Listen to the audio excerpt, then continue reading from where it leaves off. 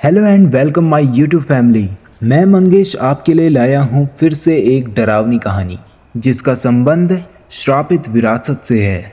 तो कहानी की शुरुआत होती है गांव की पथरीली सड़क से। गांव की पथरीली सड़क पर चलते हुए आभा ने अपनी दादी की हवेली का दूर से दृश्य देखा। लोग कहते थे कि ये हवेली श्रापित थी और यहाँ रात में अजीब घटनाएं होती थी। लेकिन आभा को अपने परिवार के अंधेरे रहस्य को जानने में जिज्ञासा थी। उसने ठान लिया कि वो एक रात वहां रुकने जा रही है। जैसे ही वो हवेली के दरवाजे पर पहुंची, उसे एक अजीब सी फुसफुसाहट सुनाई दी। आभा, उसने ध्यान नहीं दिया और दरवाजा खोला। अंदर जाते ही उसे एक पुरानी तस्वीरें, धूल भरे फर्नीचर और ठंडी हवा का एहसास हुआ। हवेली के अंदर हर चीज उसके मन में भय पैदा कर रही थी। जब रात को अंधेरा गहराने लगा, आभा को एक पुरानी डायरी मिली। जब उसने पढ़ना शुरू किया तो उसे पता चला कि उसकी दादी ने एक अनजान जादूगर से एक काले जादू का प्रयोग किया था। उसकी दादी ने अपने पहले पति को मारने के लिए इस जादू का इस्तेमाल किया था। इसके बाद परिवार पर एक श्राप लगा और जो भी यहाँ आया उसे अपने अतीत के पापों का सामना करना पड़ा था। आभा ने डरते डरते पूछा, क्या मुझे यहाँ रहना होगा?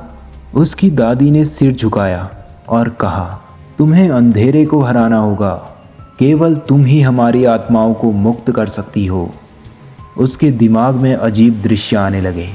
उसकी दादी के पाप और परिवार के अन्य सदस्यों की आत्माएं जो हवेली के चारों ओर भटक रही थी। अचानक एक ठंडी हवा चली और दीवारों पर खून के धब्बे उभरने लगे। आभा ने कमरे में डरते डरते अपनी दादी के बताए स्थान पर जाने का फैसला किया। वहां उसे एक पुरानी अलमारी में एक काले पत्थर की आकृति मिली।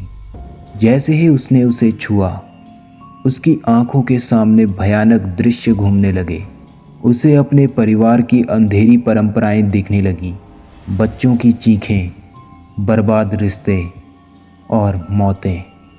जैसे ही उसने पत्थर को उठाया, हवेली में एक भयानक चीख गूंजने लगी। दीवारें हिलने लगी और अंधेरे से कई आत्माएं बाहर निकलने लगी। वे सब आभा को घेरने लगे। उनके चेहरे भयानक थे। तुमने हमें बर्बाद किया है। आभा ने अपनी दादी की आत्मा की ओर देखा, जिसने कहा, तुम्हें यह श्राप तोड़ना होगा, नहीं तो तुम भी हमारी तरह बद जाओगी। डर के मारे उसका दिल तेजी से धड़कने लगा। वो जानती थी कि अगर उसने पत्थर को तोड़ने में देरी की तो वो भी उन आत्माओं में शामिल हो जाएगी। आभा ने पत्थर को तोड़ने का फैसला किया, लेकिन जैसे ही उसने उसे जमीन पर फेंका, एक जोरदार धमाका हुआ। अंधेरे से एक बेहद भयानक और विशाल आकृति प्रकट हुई। एक काला जादूगर। वो गुस्से से चिल्लाया, तुमने मेरी शक्ति को चुनौती दी है। उसकी आंखें आग की तरह जल रही थी और उसके चारों ओर अंधेरा फैल गया। काले जादूगर ने कहा, तुम्हारे परिवार की आत्माएं मेरी हैं और तुम अब मेरे नियंत्रण में हो। आभा की सांस थम गई। उसकी दादी की आत्मा उसके सामने आ गई, लेकिन अब वो भयानक नहीं दिख रही थी। उसकी आंखें चमक रही थी, लेकिन उसमें आत्मा की पहचान खो गई थी। उसने चिल्लाया, लेकिन उसकी आवाज़ अब डर और पीड़ा से भरी थी। काले जादूगर ने अपनी अंगूठी की ओर इशारा किया और आभा को अपने पास खींच लिया। उसने कहा, तुम्हारे खून से मैं अपनी शक्ति को और मजबूत करूंगा। आभा ने अपने भीतर से शक्ति जुटाई और आसपास की आत्माओं की मदद मांगी। उसने चिल्लाते हुए कहा, मैं तुम्हें आज़ाद करूंगी। जैसे ही आभा ने अपनी दादी के गहनों को तोड़ने का प्रयास किया, अचानक सभी आत्माएं एक साथ चिल्लाने लगी, हम तुम्हारे साथ हैं।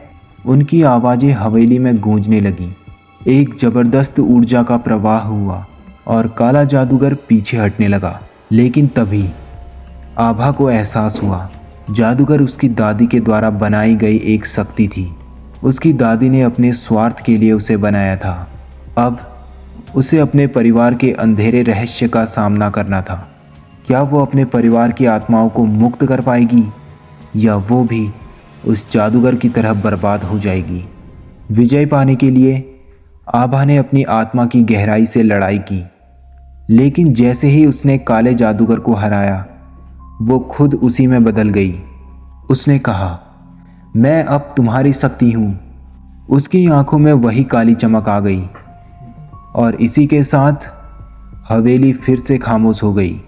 आभा एक नई जादूगरनी बन गई और अब वो हवेली के अंधेरे रहस्यों की रखवाली कर रही थी, अपने परिवार के श्राप को आगे बढ़ाने के लिए। अब ये कहानी सिर्फ एक पुरानी हवेली की नहीं थी, बल्कि आभा की नई पहचान का हिस्सा बन गई थी। एक जादूगरनी जो अपने अतीत को नहीं भुला सकती।